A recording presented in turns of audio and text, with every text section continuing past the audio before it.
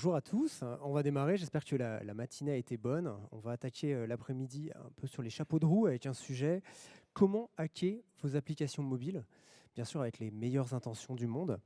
On a l'équipe de Worldwide qui vient nous en parler, ils ont suivi la Loire de Blois jusqu'à Nantes. Je vous demande d'accueillir et d'applaudir s'il vous plaît Amélie Avignon et Julien Gimenez.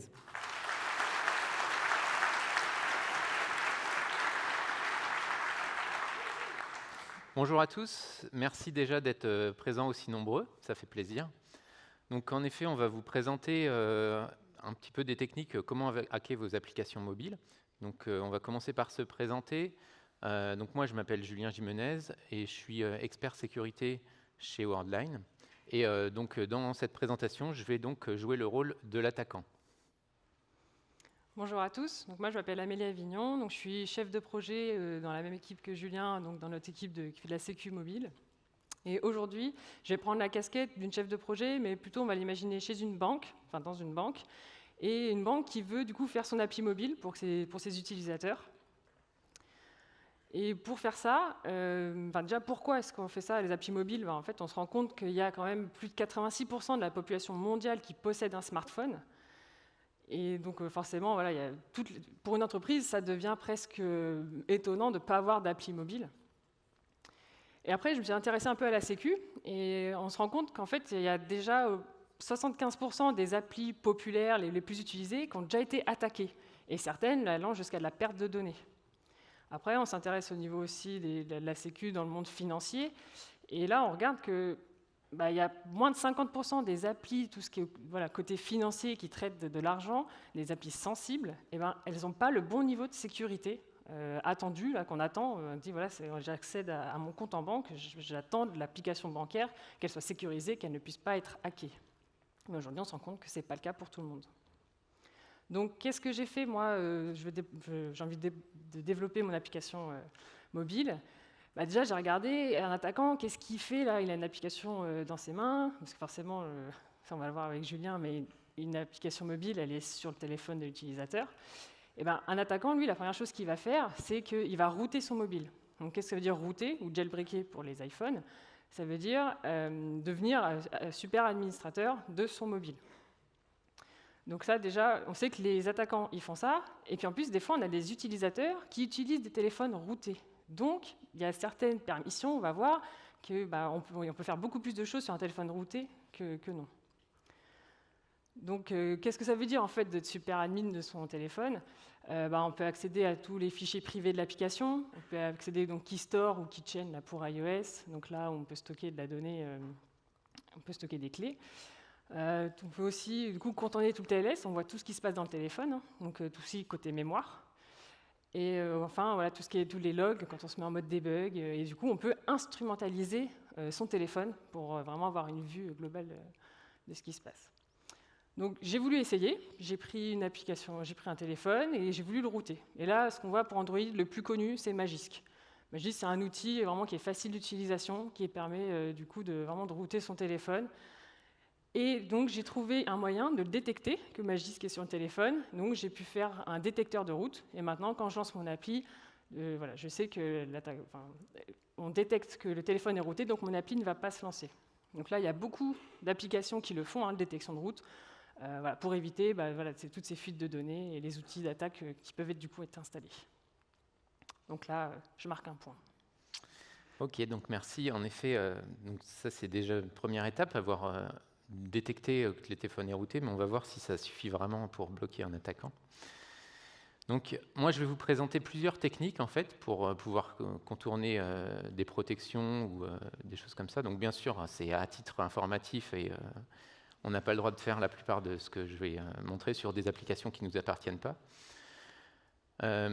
Donc, premièrement, tout ce qui va être analyse statique, c'est-à-dire on a l'application, on a vraiment le fichier de l'application, mais il n'est pas en train de tourner, on l'analyse de manière froide, on va dire. Et puis analyse dynamique, où là, en fait, on va faire des analyses, des instrumentalisations, pendant que l'application, elle est en train de tourner. Donc pour ces deux cas, on va voir comment aller analyser le code, et puis comment aller analyser de la mémoire. Donc, on va commencer par l'analyse statique et le code source. Donc là, le but, en fait, ça va être de contourner cette détection de route. Parce que moi, j'ai vraiment, pour aller plus en profondeur dans l'attaque, il me faut un téléphone routé, ça va vraiment me faciliter la vie, donc il faut que mon appli, elle tourne. Un petit rappel sur les modèles de sécurité, pourquoi ce qu'on va vous raconter là, ça ne s'applique pas forcément sur un serveur ou sur un terminal de paiement ou sur une carte à puce. Donc, en sécurité, on a deux modèles, souvent on dit en boîte noire et en boîte blanche. Là, on va être en boîte blanche, c'est-à-dire que l'attaquant, il a le téléphone dans les mains, il a l'application dans les mains, il a le code source en fait sous la main. Comparé à un serveur, par exemple, où on va protéger l'accès, on va pas donner accès, l'attaquant ne va pas avoir accès au code. Pareil, dans un terminal de paiement ou dans une carte à puce, on va mettre en place des protections vraiment matérielles qui font que l'attaquant n'a pas accès au code, n'a pas accès non plus à la mémoire. Là, on est en boîte blanche, donc on part du principe qu'on a accès à ça, et sur un téléphone, c'est le cas. Donc, une fois qu'on a précisé ça, on va voir qu'est-ce que c'est une application Android. Donc, je vais me focaliser sur Android, même si on a à peu près les outils équivalents sur iOS, le principe est le même. Mais sur Android, en fait, on va avoir un fichier qui s'appelle un APK, qui représente notre application. Et dans cet APK, en fait, c'est un simple fichier zip. Et à l'intérieur, donc là, on voit, on va avoir les ressources de l'application, c'est-à-dire des fichiers XML qui vont décrire comment s'affiche l'écran, comment s'organise l'écran, les images, aussi un fichier qui représente la signature de l'application, donc ça, on verra un peu à quoi ça sert. Le fichier manifest.xml qui décrit toutes les permissions de notre application, qui décrit certaines configurations de l'application. Et puis, quelque chose qu'on va regarder tout de suite, c'est le fichier class.dex qui contient vraiment le code source de notre application à attaquer. Donc, le code source où on peut avoir soit du langage Java, soit du langage Swift, etc. en fonction, et aussi une partie native en C++. Donc on a ce fichier, donc class.dex, et on va avoir plusieurs méthodes pour analyser le code source. Donc je vais vous parler un petit peu de certains outils qui sont utilisés. Donc là, par exemple, ça va être avec l'outil apktool. On va pouvoir partir de ce class.dex et puis on va dépackager ce fichier pour avoir du code Smalley. Donc là, vous pouvez voir à quoi ça ressemble. Donc on voit que ce n'est pas très lisible, même si après quelqu'un qui connaît, il va réussir à comprendre un peu ce que ça fait, mais ce n'est pas hyper pratique pour comprendre ce que l'application elle fait. L'avantage, par contre, du Smalley, c'est que je peux partir du Dex et aller en Smalley, et surtout, je peux reprendre le Smalley et le repackager en Dex. Donc ça veut dire que je peux aller faire des modifications et faire un retour arrière et remettre mes modifications dans l'application originale. Donc ça, c'est pas bon, c'est pratique, ok. Maintenant, ça m'aide pas pour comprendre mon application, comment elle fonctionne. Donc pour ça, il y a un autre outil qui s'appelle Jadix. Donc il y en a plein, mais par exemple, qui va partir toujours de mon fichier .dex, mais qui va donc je vais pouvoir utiliser un premier outil dex2jar pour avoir un fichier jar, et à partir de ce fichier jar, avoir du code Java. Et là, c'est ce qui me plaît, c'est là vraiment j'ai du code Java, donc je vais pouvoir analyser vraiment comment ça fonctionne, et puis essayer de comprendre où je dois attaquer déjà, quoi. Donc pour résumer, à partir de mon APK, j'ai deux méthodes déjà pour avoir le code source de mon application. Soit j'utilise apktool et je vais pouvoir faire des modifications sur mon application. Soit j'utilise dex2jar et Jadix, où je vais pouvoir avoir du code Java pour comprendre comment ça marche.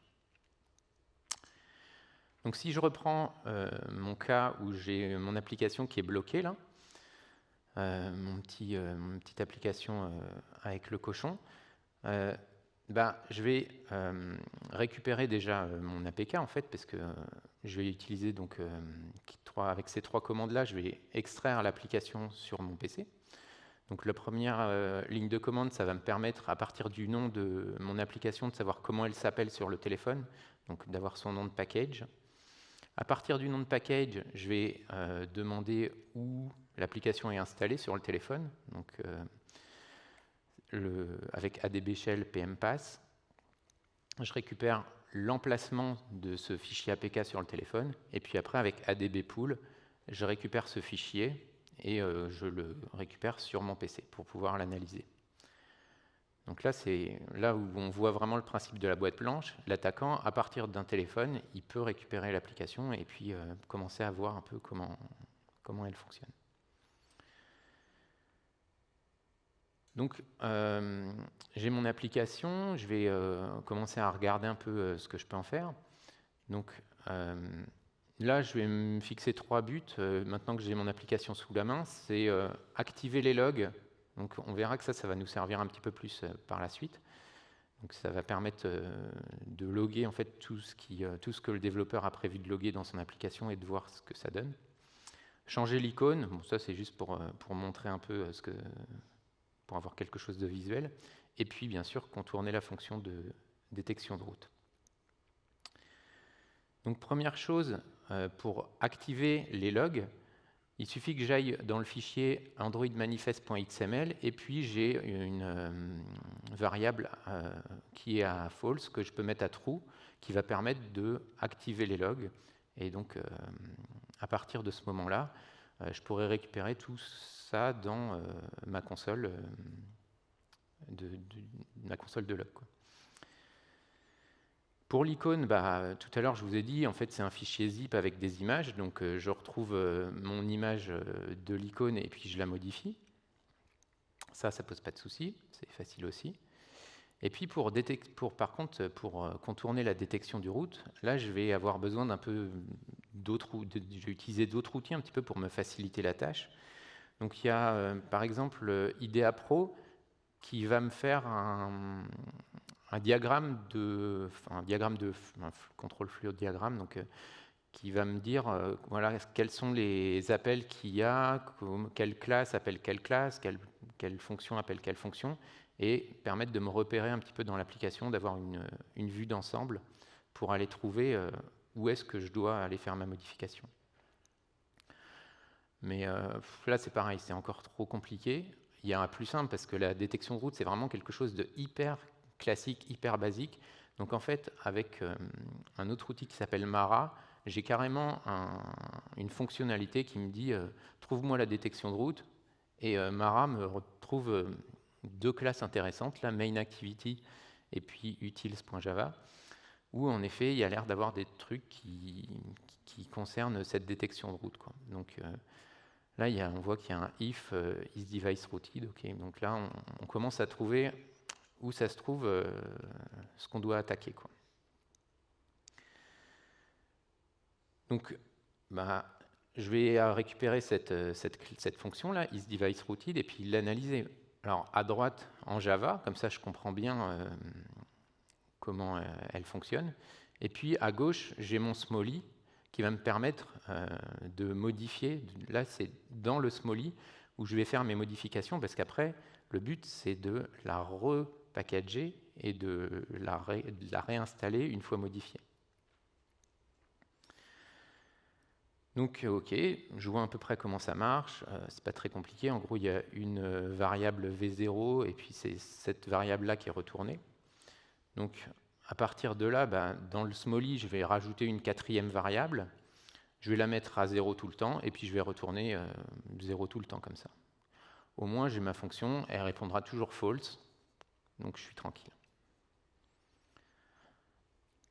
Donc, une fois que j'ai fait ça, je réinstalle mon application sur le téléphone. Donc, première étape, je vais utiliser APKTool pour rebuilder de mon Smally vers mon classe.dex et vers mon APK. Ensuite, pour qu'elle puisse s'installer sur l'application, il faut que je la signe. Donc, tout à l'heure, je vous ai dit, il y a un fichier signature dans l'application. Donc là, je vais utiliser APK Signer qui va me permettre de signer mon application pour qu'elle soit prête à être installée. Et puis, dernière étape, je fais ADB install qui me permet d'installer l'application sur mon téléphone. L'application modifiée. Et du coup, cette fois, l'icône a bien changé. La détection de route, elle est contournée. Donc là, j'arrive bien à accéder à l'écran de login. Et puis, les logs sont activés, même si là, on ne voit pas, mais ça permet d'avoir activé les logs qui vont nous servir un petit peu plus dans la suite, quoi. Donc voilà, ça c'est fait. À savoir, là, quand je dis ça, il faut avoir un petit truc en tête, c'est que j'ai signé mon application avec ma signature, ma propre clé d'attaquant. Donc, c'est-à-dire que ça ne permet quand même pas de rediffuser cette application-là sur les Play Store ou les stores officiels. Par contre, j'ai une application qui a l'air officielle, personne ne va aller vérifier forcément qui a signé mon application. Donc, par exemple, je peux la diffuser sur des stores alternatifs. Je peux dire, c'est la version Spotify gratuite, et puis téléchargez-la sur ce store alternatif. Moi, à l'intérieur, j'ai mis un peu ce que je voulais. Donc ça, voilà, gardez en tête que là, j'ai changé l'icône, j'ai activé les debugs, mais potentiellement, je peux avoir rajouté aussi un malware à l'intérieur et puis la distribuer sur des stores alternatifs ou de la main à la main, enfin voilà. Yes, donc moi, je vois ça, je vais faire une petite V2 quand même de mon application. Et là, je vais essayer, du coup, je vais obfusquer mon application, vraiment pour plus que, du coup, les hackers puissent avoir accès au code, comme on vient de le voir, accès à la logique métier, pour plus qu'il y ait pouvoir accès justement au contrôle de sécurité, comme les détecteurs de route, tout ce qui est la partie authentification, cryptographie. Et donc l'obfuscation, ça sert aussi à empêcher l'accès à toutes les données sensibles qu'il peut y avoir dans une app. Donc qu'est-ce que c'est l'obfuscation concrètement ? Offusquer en fait du code, ça va être renommer des classes et des méthodes en quelque chose de complètement incompréhensible. On ne se dise pas, tiens, isDeviceRooted, ouais, ok, je l'ai trouvé, c'est là et c'est là que ça se fait. Là, si on donne un nom vraiment complètement aléatoire. Il y a aussi toutes les chaînes de caractères qu'on peut trouver donc, dans notre code. Pareil, donc chiffrer toutes ces chaînes de caractères pour être capable de retrouver la valeur, mais quand on voit le code, on ne peut pas savoir ce qu'il y a derrière. Et également la logique applicative. On a vu tout à l'heure un modèle de classe. Voilà, le but, c'est de modifier ce flow pour qu'il soit le plus difficile à comprendre. Donc il y a pas mal d'outils, comme DexGuard par exemple, pour faire ça. Il y en a plein d'outils d'obfuscation qui existent. Et en fait, à quoi ça ressemble ? En fait, là, je parlais de complexifier, par exemple, le flow. En gros, c'est que là, on l'a vu, c'est le diagramme qu'on a vu tout à l'heure. On comprend, il y a quelques classes, elles s'appellent entre elles. Et en fait, on va complexifier, on va rajouter des classes, on va rajouter des appels entre elles. On peut avoir vraiment quelque chose de vraiment très compliqué à comprendre, avec en plus donc, toutes les chaînes de caractères, tout le code, les variables, tout ça, c'est un peu c'est caché, enfin c'est pas caché, mais c'est modifié pour que ça ne veuille rien dire. Mais là, par contre, il y a quelque chose il faut faire attention, c'est que plus on complexifie, plus on va altérer les performances de son application. Donc là, il y a un compromis à faire entre rajouter un max de sécurité et vraiment rendre l'application super compliquée à comprendre pour les attaquants, mais en même temps avoir une appli qui marche et pas un utilisateur qui attend 5 secondes que son appli se lance et 5 secondes quand il appuie sur quelque chose. Donc voilà, il faut faire un compromis là-dessus. Donc voilà ce que c'est l'obfuscation. Par contre, c'est un peu tard, vu que moi, j'ai réussi déjà à contourner longtemps. Donc, c'est pas grave, maintenant, le code, il est obfusqué, ok, mais de toute façon, moi, maintenant, je vais m'attaquer à autre chose et je vais essayer de passer l'écran de login, parce que j'ai pas le code, en fait, j'ai pas le password, j'ai pas le PIN pour me connecter à cette application bancaire, donc on va aller voir ce qu'il y a dans la mémoire du téléphone. Donc dans la mémoire du téléphone, j'ai plusieurs possibilités. Déjà, j'ai le code source, donc ça on l'a vu. Mais après, pour les applications, tout ce qui est lié au navigateur WebView, on peut avoir du webcache, etc. On va voir ce qu'il y a dans le Keystore, etc. Donc bon, là, c'est bien protégé par contre. Mais on a tout ce qui est en RAM. Donc ça, on le verra un petit peu plus tard. Mais là, je vais utiliser mon système de log, Donc, puisque j'ai réussi à activer les logs, je vais l'utiliser. Et puis, je vais aller utiliser aussi les fichiers privés de l'application. Donc, en effet, une fois que je suis sur mon écran de login, quand je tape un code PIN, ce que je vois dans mes logs, c'est que il va chercher dans quelque chose qui s'appelle getSharedPref. Et ça, en fait, c'est les fichiers privés de mon application.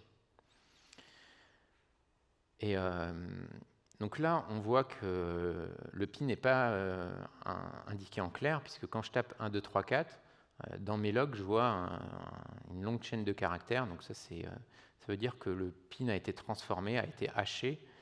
Et à partir de cette longue chaîne de caractères, je ne peux pas remonter à mon 1, 2, 3, 4. Donc ça veut dire que donc voilà, c'est une protection qui a été mise en place, quoi. Mais dans mon fichier SharedPref, je peux quand même aller y accéder. Et là, on voit qu'en effet, j'ai bien réussi à aller dans mon application, le fichier, il est là. Et puis, il y a quelque chose de stocké qui s'appelle PIN et qui correspond à un hash. Mais par contre, on voit bien que ce n'est pas 1, 2, 3, 4, hein, puisque celui, quand j'ai tapé 1, 2, 3, 4, ça commençait par 0, 3, AC, etc. Là, le PIN, je ne sais pas ce qu'il vaut, parce qu'il commence par 53, C1. Donc, bon, voilà, ça va pas... Ça aurait pu être stocké en clair, mais là, ça ne va pas m'aider pour récupérer le PIN, quoi. C'est pas trop mal fait, quoi. Mais c'est pas grave, on va utiliser une autre technique. On va laisser tomber l'analyse statique. Donc, on va utiliser de l'analyse dynamique, c'est-à-dire, je vais vraiment instrumentaliser mon application pendant qu'elle tourne et essayer de voir ce qui se passe. Pour ça, je vais utiliser un outil qui s'appelle Frida, qui est assez simple et à la fois hyper puissant. Donc c'est un outil qui est utilisé pour faire du reverse engineering par les chercheurs, etc. En gros, ça va permettre d'analyser et de modifier les processus d'exécution et d'injecter son propre code pendant que l'application elle tourne. Donc là, il faut bien comprendre comment ça marche. Donc sans Frida, qu'est-ce qui se passe ?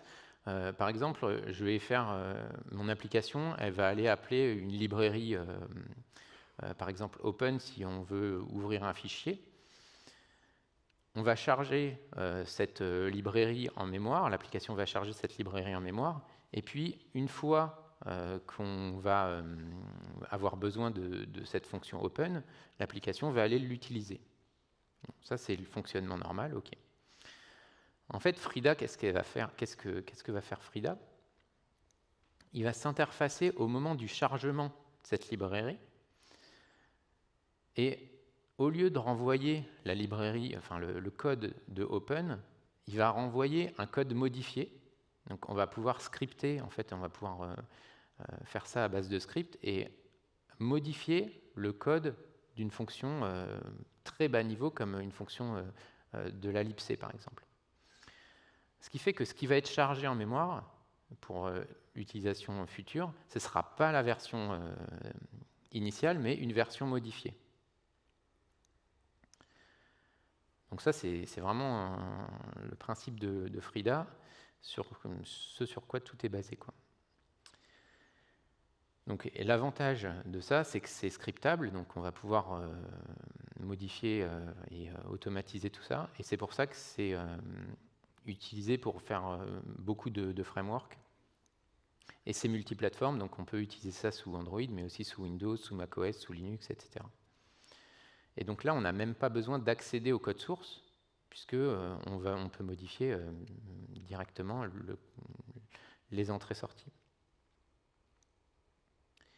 Donc ça va nous permettre d'analyser les applications.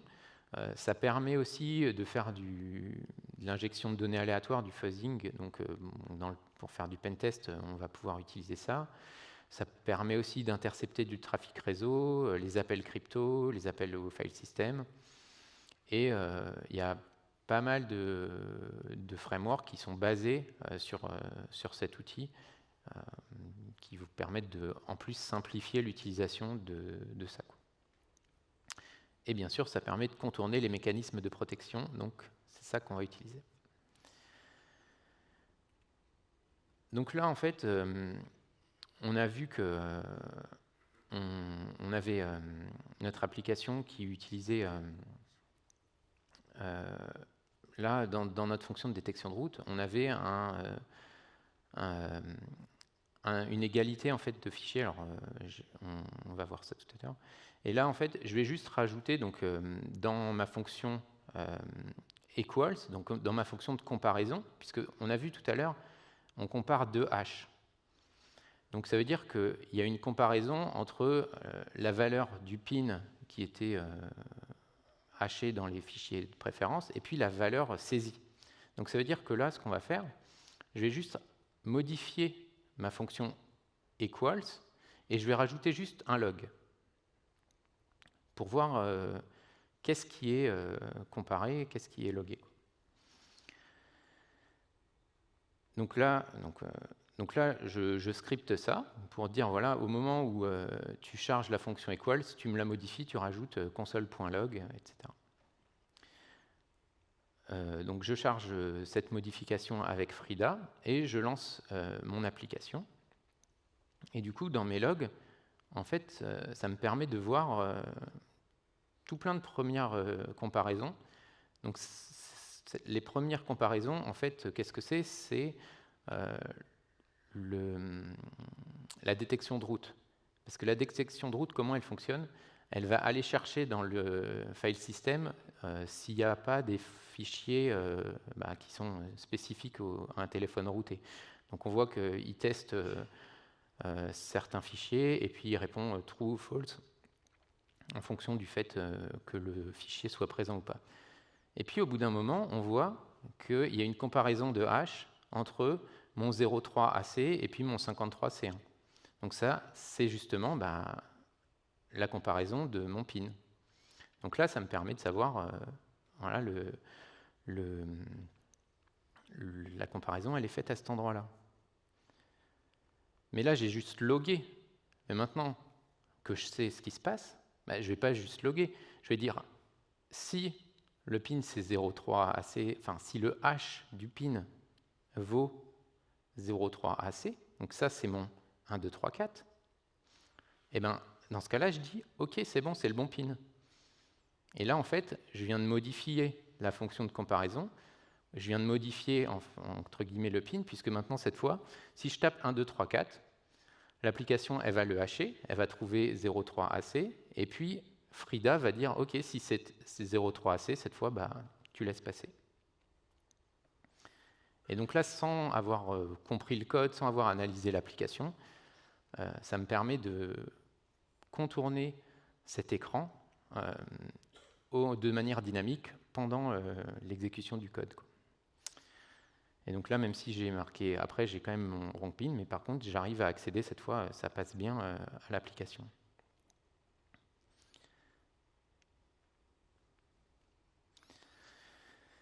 Voilà. Donc un autre... alors là, juste ce qu'il faut faire en fait pour éviter ça, ce serait de faire la comparaison sur le serveur, côté serveur. Parce que là, le problème qu'on voit là, c'est que la comparaison du code, elle est faite en local. Donc c'est un peu ce que j'ai répété depuis le début. En local, tout ce qu'on fait en local, on est en boîte blanche, l'attaquant peut avoir accès, peut modifier. Donc il faut avoir conscience de ça. Si on a des mécanismes de sécurité, c'est mieux de les mettre côté serveur. Ensuite, une dernière technique qu'on peut utiliser aussi, c'est d'utiliser l'analyse dynamique, mais pas en allant modifier le code cette fois, mais en allant analyser la mémoire.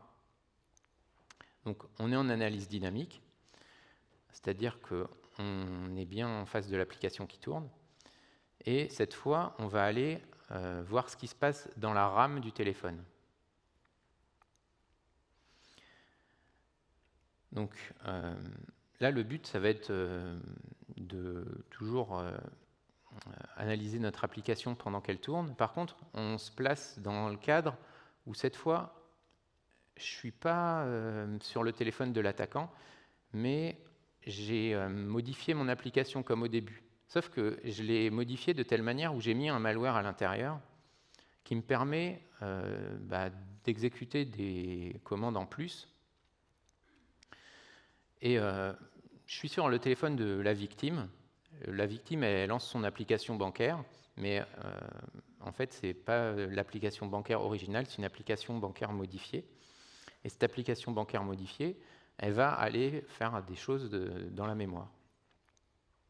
Donc la victime, elle lance son application, ok, elle se connecte, pas de souci, tout fonctionne bien pour elle. Et pendant ce temps-là, le malware, en fait, il va aller se connecter en route, parce que la victime, elle a routé son téléphone pour une utilisation légitime, hein, elle avait envie de router son téléphone. Mais là, en fait, le malware, il va aller récupérer le process de l'application, et puis, à partir du numéro du process, on va aller récupérer toute la mémoire RAM de ce process. On va le stocker dans un fichier hprof, et puis, donc, ce fichier, on va l'extraire. Donc là, il est extrait à la main, donc il est copié sur le PC avec ADB-Pool, mais le malware pourrait très bien l'envoyer sur un serveur pour pouvoir extraire en fait le dump mémoire de cette application. Donc là, une fois qu'on a récupéré ça, on va avoir un outil qui va permettre de l'analyser, qui s'appelle Memory Analyzer, où on va lui mettre ce fichier hprof en paramètres, enfin en entrée, je veux dire. Et puis, ça va nous permettre de voir un petit peu qu'est-ce qu'il y avait en mémoire à ce moment-là. Donc là, ce n'est pas la même application, elle s'appelle plus pareil, elle s'appelle Insecure Bank. Mais on voit, donc là, on ne voit pas, je pense que vous ne voyez pas très bien, mais en tout cas, donc là, il y a une fonction qui s'appelle Insecure Bank do Login. Donc c'est notre fonction de login.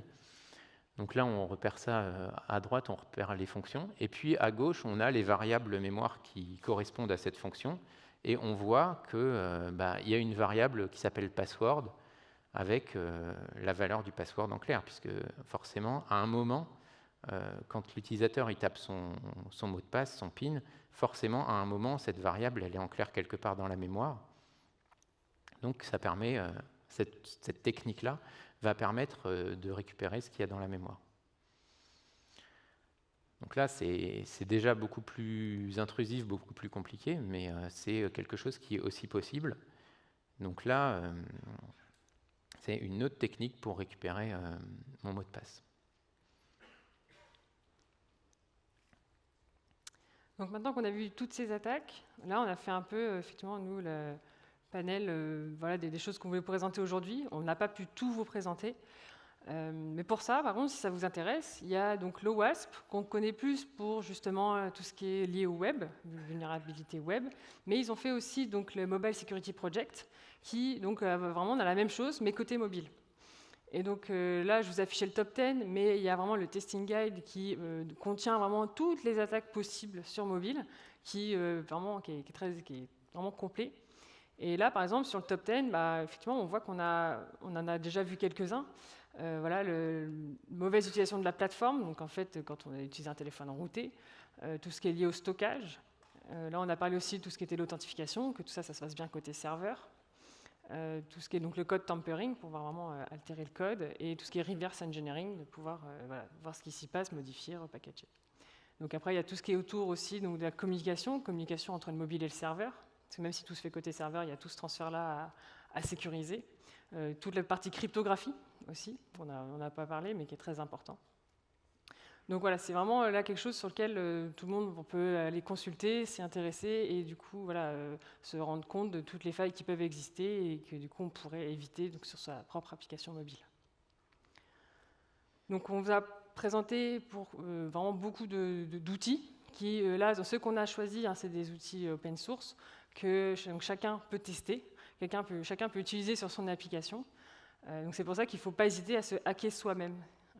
Voilà, quand on est développeur en fait Android, voilà, faut vraiment pas hésiter à se hacker soi-même, essayer de nous faire des attaques pour bien penser à comment contrer ces types d'attaques. Donc en résumé, il faut être un bon hacker pour faire des applications mobiles et être un bon défenseur, bien défendre son application mobile. Je pense qu'on a terminé. Qu'on a terminé. Des questions ?